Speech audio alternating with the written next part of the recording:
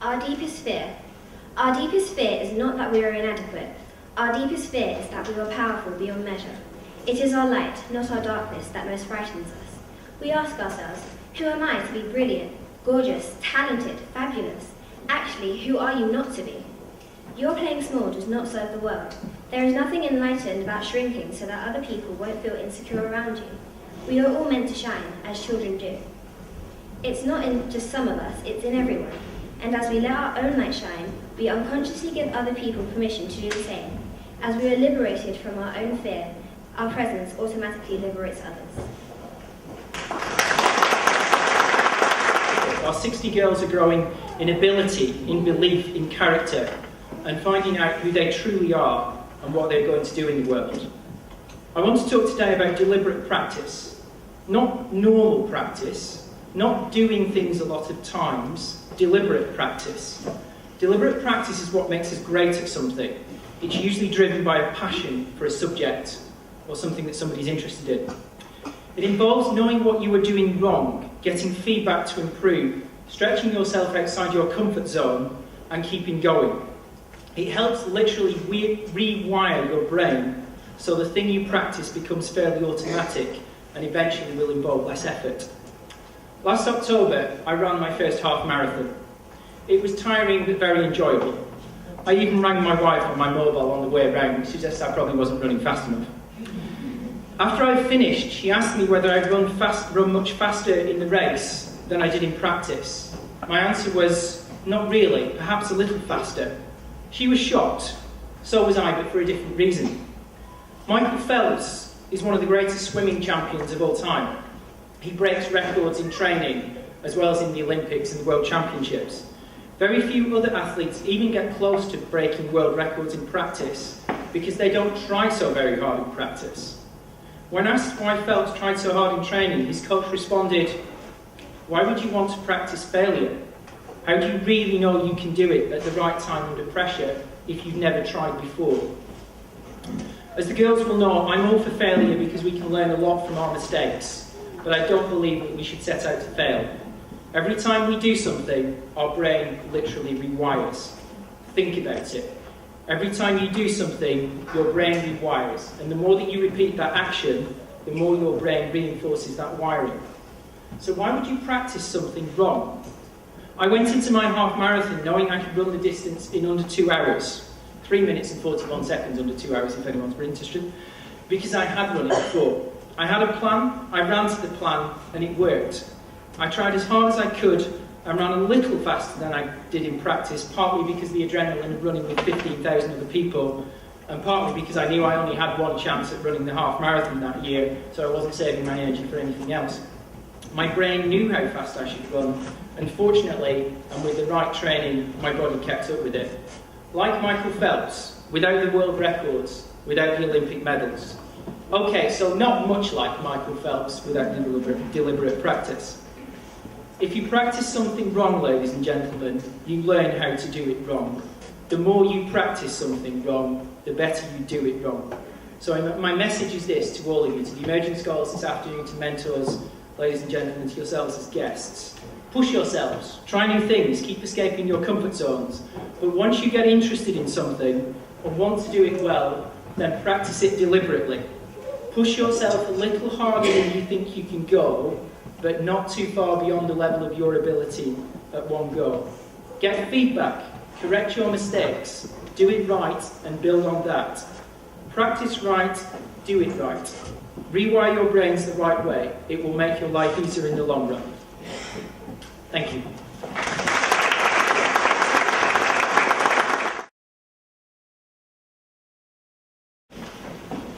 In session 1, we learned about ways of seeing and mainly focus on 2 things, critical and creative thinking. This session has helped me be more visual and think more deeply outside the box. This session helped me at school when we had to look at a stimulus and we had to visualize and think more deeply about the picture.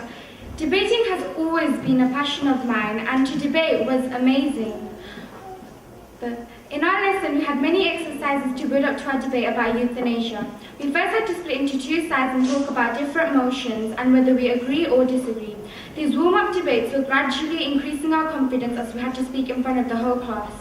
An important aspect of debating is being confident and being able to engage with your audience. This lesson has really improved my skills as I learned to speak up more around people as well as I know, as well as I don't. This lesson has improved my skills as I've learned to talk, and I've learned to talk more confidently and be able to face an audience. This session has increased my confidence and has also helped me to understand that even if you don't have the best skills in a particular subject, you still need to try and push yourselves towards your goal and take risks. Thank you. Even though philosophy didn't give us a definite answer, it made me use critical thinking a lot and made me think and use my beliefs to ensure me. Thank you. First of all, I'd like to talk about this brand. It's not simply about gender differences. It's about standing out despite your gender, despite your race, despite any differences that you were actually born with. See me for what I project, not for what I was born with. I'd like people to go outside of their comfort zones and show who they are, not because of the traits they were born with. Let's say if you have a very pretty face, or you have a really good aesthetically pleasing body to society. Go out for what you actually believe in and show your values. Let's make the world full of expressive people. If you love art, don't let people suppress you. If you love finance, don't let people tell you you're boring. Because you were born with a canvas. You were born with every opportunity. Letting other people box you up isn't the way to go. So be yourself, and don't let what you've already been born with, don't let it suppress you. I'm not man, not woman. I'm human. Although it would be great to be the actor or musician myself, because of ESIP, I have realised that I enjoy performing art, but I truly have a passion to help others overcome barriers. ESIP has opened up a new me, in which I want to help others, and therefore my huge step in life, which I will try to achieve step by step starting today, is to create the next generation of actors, singers, musicians or dancers, and have the satisfaction I help at least one single person. Thank you. My passion is wanting to make a change, which is linked to my big, audacious goal. I want to help those that are poor and suffering. Although, first I want to discuss about materialism, where we compare ourselves to the poor, we never get satisfied with what we have. For example, a new product has been released. For example, let's say a phone, and we all know that the phone is there, but as society today, we have become so materialistic that without this product, we cannot be satisfied. We cannot be happy, and therefore, we cannot be grateful for what we truly attain. Ever heard of the saying, 1 is too much and 100 is not enough? That's us. That is who we are. Now let's compare ourselves to the poor side of life. Those who can't afford food, those who can't afford water, and those who can't afford shelter. Yet when they are given a small amount of food or money or something like that, they will cherish it. There are people out there suffering with nothing to have, and yet we complain life is hard. My passion is my goal, and that is to open my own charity and help the poor by providing education, food and water. Because in the end, we're all human, and we should never let materialism define happiness. Thank you. My pleasure, indeed my honour, to address the whole of the ESIP family. Girls, parents, mentors, guests, sponsors, friends. And I will say again, I pay tribute to the commitment of the girls from both year 8 and 9 as we end another successful year. It's always quite hard for me to think, what am I going to say to you in a speech that probably will not have been said today? And I think everything that I've got on my speech in some way or the other has been said either by year 8s or year 9s or indeed the amazing mentors. So I thought I'd start with a story, or really a metaphor, because Michael tells me that that's one of the best ways to start. So there's a story of a young man who wants to become an expert teacher, somebody who's supreme at what he does. So he goes to the most recognized academic he knows. He says, how can I become that amazing teacher? That teacher that inspires everybody else to do what they need to do. And he says, look at my bookshelf. The academic says, go to my bookshelf, third book along. Gold writing. Take down that book. Takes down the book and it says, keeping fish. Keeping fish. What has that got to do with being a teacher? Still, I'm in the presence of an academic. He must know what he's talking about. He opens the book. The young student finds there is nothing in the book but pictures of tanks. Fish tanks of all sizes. In fact, there are no fish in the fish tanks. Just tanks. How does this help me, he says. Go away and think. So he went away and thought, and I think the first time I heard this story, I had a long think. And I said, that's what ESIP will be when it is born.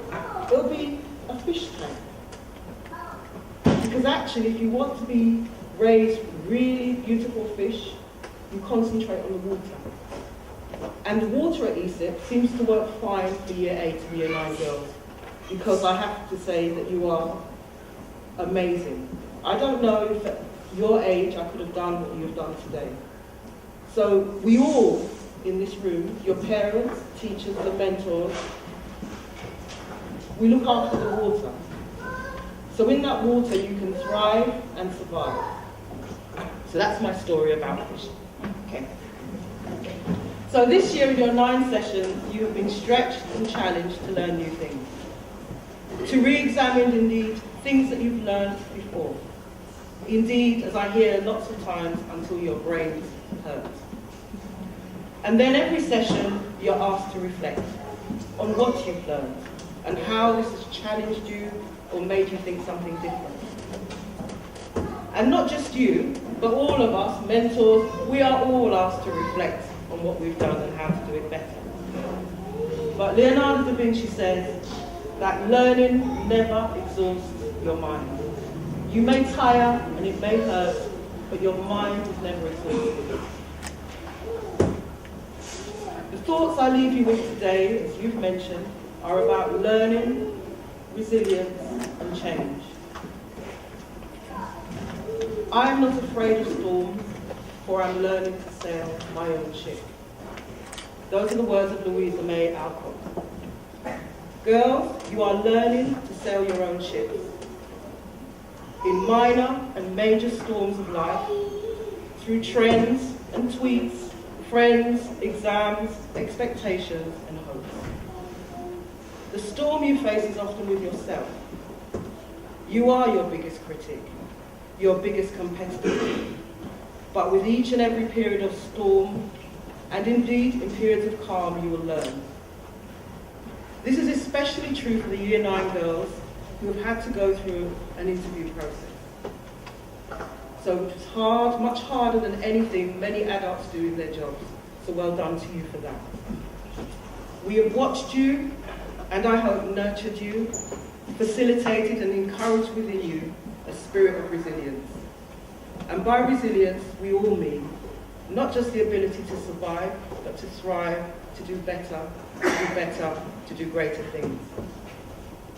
ESIP next year will be 3 year groups, year 8s, year 9s, and year 10s, which is a challenge to all of us. We're all going to have to learn new ways to sail our ships, to develop and test our resilience, but we are committed so that ESIP remains and survives and thrives because we believe in change. Not just change for change's sake, but change for the greater good. And so I leave it to one of my heroes for the final words. So in the words of President Obama, change will not come if you wait for the other person, or if we wait for some other time. We are the ones that we've been waiting for. Thank you, Year 8 and Year 9.